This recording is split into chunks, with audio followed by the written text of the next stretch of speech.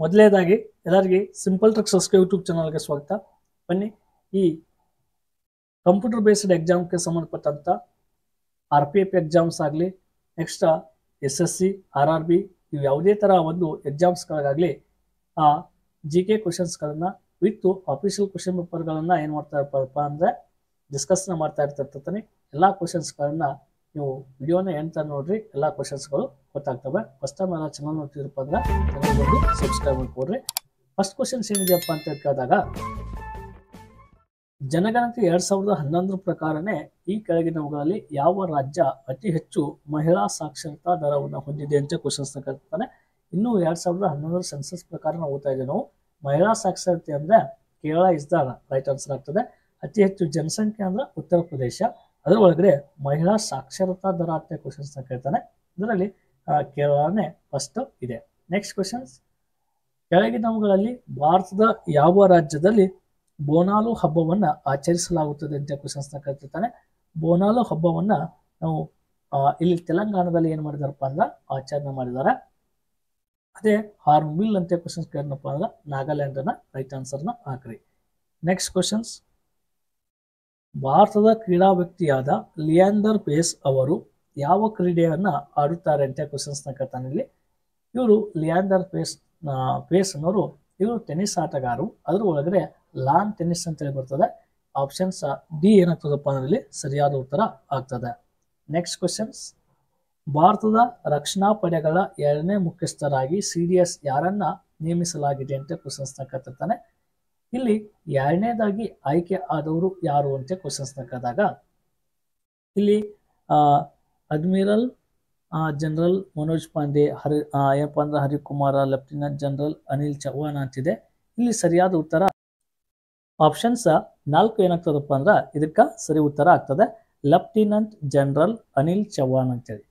Okay, next ಪ್ರಶ್ನೆ, supreme ಕೋರ್ಟ್ನ ಯಾವ ನಿವೃತ್ತ ನ್ಯಾಯಾಧೀಶರು ಆಂಧ್ರ ಪ್ರದೇಶದ ರಾಜ್ಯಪಾಲರಾಗಿ ನೇಮಕಗೊಂಡಿದ್ದಾರೆ ಅಂತ ಕ್ವಶನ್ಸ್. ಅದು ರಾಜ್ಯಪಾಲರಾಗಿ ಅದು ಇವರು ರೈಟ್ ಆನ್ಸರ್ ಅಪ್ಪ ಅಂದ್ರೆ ಎಸ್ ಅಬ್ದುಲ್ ನಜೀರ್ ಅಂತೇಳಿ ಕರಿತೀವಿ. ಆಪ್ಷನ್ಸ್ ಬಿ ರೈಟ್ ಆನ್ಸರ್ ಆಗ್ತದೆ. ನೆಕ್ಸ್ಟ್ ಕ್ವಶನ್ಸ್, ಮಹಿಳಾ ಉದ್ಯಮಿಗಳ ಸಬಲೀಕರಣಕ್ಕಾಗಿ ದಯಾ ನಲಂ 2023 ಜೂನ್ನಲ್ಲಿ ಡ್ಯಾಶ್ ಸಹಭಾಗಿತ್ವ ಮಾಡಿಕೊಂಡಿದೆಯಪ್ಪ ಅಂದ್ರೆ UNDP ಅಂತ ಕರಿತೀವಿ. ಆಪ್ಷನ್ಸ್ 3 ರೈಟ್ ಆನ್ಸರ್ ಆಗ್ತದೆ.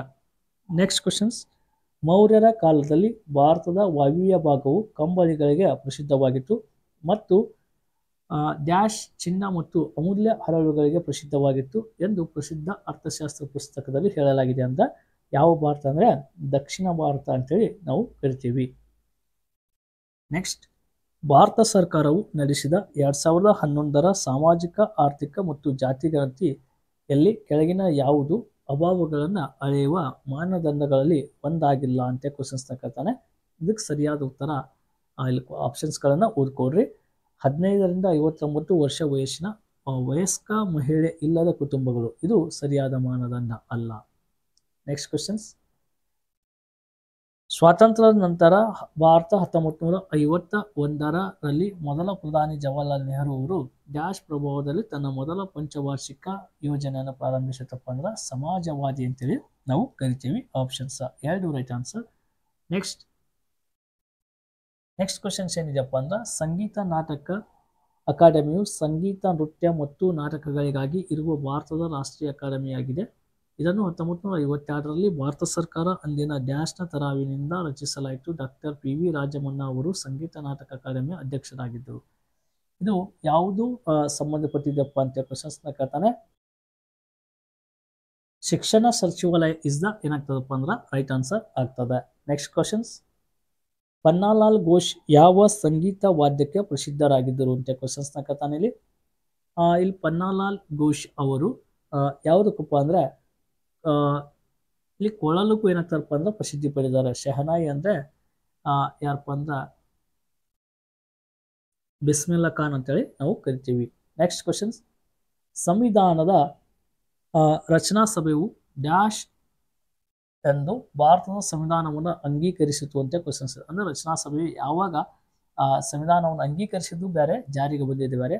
26 ನವೆಂಬರ್ 1900 49 ಅಂಗೀಕಾರವಾದರೆ ಅದೇ ಜನವರಿ 26, 1950 ಸಂವಿಧಾನ ಜಾರಿಗೆ ಬರ್ತದೆ. ನೆಕ್ಸ್ಟ್ ಪ್ರಶ್ನೆ, ಶಬ್ದದ ಅಬ್ಬರವನ್ನ ಯಾವ ಏಕಮಾನದಲ್ಲಿ, ಅಂದ್ರೆ ಶಬ್ದವನ್ನ ನಾವು ಯಾವ್ದ್ರ ಒಳಗಡೆ ಹೇಳ್ತಪ್ಪ ಅಂದ್ರೆ ಡೆಸಿಬಲ್ ಅಂತ ಹೇಳ್ತೀವಿ. ಆಪ್ಷನ್ಸ್ 3 ರೈಟ್ ಆನ್ಸರ್ ಆಗ್ತದೆ. ನೆಕ್ಸ್ಟ್, ಉತ್ತರ ಪ್ರದೇಶದ ಇಂಡೋ ಪರ್ಸಿಯನ್ ನೃತ್ಯ ಪ್ರಕಾರವನ್ನು ಹೆಸರಿಸ್ರಿ. ಅಂದ್ರೆ ಉತ್ತರ ಪ್ರದೇಶದ ಆಲ್ಮೋಸ್ಟ್ ನೃತ್ಯ ಯಾವ್ದಪ್ಪ ಅಂದ್ರೆ ಕಥಕ್ ಅಂತ ಹೇಳ್ತೀವಿ. ಕಥಕ್ ಇದು ಕೇರಳ, ಗಾರ್ಬ್ರಾ ಇದು ಗುಜರಾತ್ದು ಅಂತೇಳಿ ನಾವು ಕರಿತೀವಿ. ನೆಕ್ಸ್ಟ್ ಕ್ವಶನ್ಸ್, ಸರ್ಕಾರಕ್ಕೆ ಸಲಹೆ ನೀಡಲು ನೀತಿ ಆಯೋಗ ಎಂಬ ಚಾವಡಿಯನ್ನ ಡ್ಯಾಶ್ ಸ್ಥಾಪಿಸಲಾಗಿದೆ ಅಂತ ಕ್ವಶನ್ಸ್ ಇದೆ.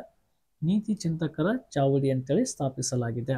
ನೆಕ್ಸ್ಟ್ ಕ್ವಶನ್ಸ್, ಯಾವ ವರ್ಷದಲ್ಲಿ ಅಮೃತಸರ ಒಪ್ಪಂದಕ್ಕೆ ಸಹಿ ಹಾಕಲಾಗಿದೆ ಅಂತ ಕ್ವಶನ್ಸ್ ಇದೆ. 1809 ಇದು ಅಮೃತಸರ ಒಪ್ಪಂದಕ್ಕೆ ಸಹಿ ಹಾಕಲಾಯಿತು. ನೆಕ್ಸ್ಟ್ ಕ್ವಶನ್ಸ್, ಭಾರತದಲ್ಲಿ ಅನುಚ್ಛೇದ 333 ನಿಬಂಧನೆಗಳಿಗೆ ಒಳಪಟ್ಟಂತೆ ಪ್ರತಿ ರಾಜ್ಯದ ವಿಧಾನಸಭೆಯ ಸದಸ್ಯರ ಡ್ಯಾಶ್ ಸಂಖ್ಯೆಯು ಮೀರಂತಿರಬೇಕಪ್ಪ ಅಂದ್ರೆ 500. ನೆಕ್ಸ್ಟ್ ಪ್ರಶ್ನೆ,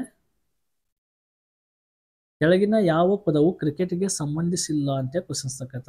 ಕ್ರಿಕೆಟ್ಗೆ ಸಂಬಂಧಿಸಿದ ಪದ ಯಾವುದಪ್ಪ ಅಂದಾಗ ಈಗಲ್ ಮತ್ತು ಬಾಸ್ಕೆಟ್. ಇವು ಕೇವಲ 1 ಮತ್ತು 2 1 ಮತ್ತು 2 ಇವೆರಡು ಏನಪ್ಪ ಅಂದ್ರೆ ಕ್ರಿಕೆಟ್ಗೆ ಸಂಬಂಧಿಸಿದ ಪದಗಳು ಅಲ್ಲ. ನೆಕ್ಸ್ಟ್ ಪ್ರಶ್ನೆ, ಆಳುಪಾದ ಸಮೀಪ ಪ್ರತಿ ವರ್ಷ ಆಗಸ್ಟ್ ತಿಂಗಳ 2ನೇ ಶನಿವಾರದಂದು ನಡೆಯುವ ನೆಹರು ಟ್ರೋಫಿಯು ಡ್ಯಾಶ್ ವಿಭಾಗದಪ್ಪ ಅಂದ್ರೆ ಇದು ಎದಕ್ಕಪ್ಪ ಅಂದ್ರೆ ಧೋನಿ ರೇಸ್ ಅಂತ ಕರೀತಾರೆ ನೋಡ್ರಿ, ಜನಪ್ರಿಯ ಸ್ಪರ್ಧೆ ಅಂತೇಳಿ ಇದನ್ನು ಕರಿತೀವಿ. ಇನ್ನು ಕೊನೆಯ ಪ್ರಶ್ನೆ, ಕೆಳಗಿನ ಯಾವುದು ಭಾರತೀಯ ರಿಸರ್ವ್ ಬ್ಯಾಂಕಿನ ಕರ್ತವ್ಯವಾಗಿದೆ ಅಂತ ಕ್ವಶನ್ಸ್ ತಕ್ಕತಾರೆ. ಇಲ್ಲಿ ಕರೆನ್ಸಿ ವಿತರಣೆ, ಸಾಲಗಾರನ ಕೊನೆಯ ಆಸೆ, 1 ಮತ್ತು 2 ಸರಿ ಆಗ್ತವೆ. ಇದಕ್ಕೆ ಎ ಮತ್ತು 1 ಮತ್ತು 2 ರೈಟ್ ಆನ್ಸರ್ ಆಪ್ಷನ್ಸ್ 1. ಈ ಥರ GK ಪ್ರಶ್ನೆಗಳನ್ನ ಇವು ಅಫಿಷಿಯಲ್ ಕ್ವಶನ್ ಪೇಪರ್ಗಳು. ಈ ಥರ ಕ್ವಶನ್ ಪೇಪರ್ಗಳನ್ನ ಏನು ಮಾಡ್ತೀನಪ್ಪ ಅಂದ್ರೆ ಡಿಸ್ಕಸ್ ಮಾಡ್ಕೊತ ಬಂದಿರ್ತೀವಿ. ಚಾನಲ್ ಬಂದು ಸಬ್ಸ್ಕ್ರೈಬ್ ಮಾಡ್ಕೊಂಡು SSC MTS ಪ್ಲೇಲಿಸ್ಟ್ ಒಳಗಡೆ ಹೋದರೆ ನಿಮ್ಗೆ ಸಾಕಷ್ಟು ಕ್ವಶನ್ ಪೇಪರ್ಗಳು ಸಿಗ್ತವೆ. ಧನ್ಯವಾದಗಳು.